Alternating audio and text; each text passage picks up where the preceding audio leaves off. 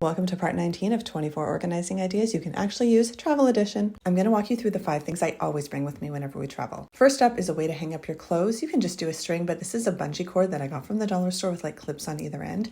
Coming in strong at number 2 are S-hooks. I use them to hang up everything everywhere. They're great for hotels. They're great inside, outside, doesn't really matter, honestly. Oh, by the way, look at that view. Oh, I miss it already. Next up, we have these great pop-up organizers. These are actually drawer organizers, but I bring them every single time I travel. They keep counters clear. They keep surfaces clear. They're awesome. Oh, and here are the S-hooks again that I'm using inside this time. There are just never enough hooks in a hotel bathroom. And in case I forgot to mention before, the pop-up organizers have a zipper at the bottom so you can fold them down flat, and they're really light and easy to pack in your suitcase. Speaking of packing, I always bring these little zippered pouches for our toiletries. They're great. I use them for toys too, actually.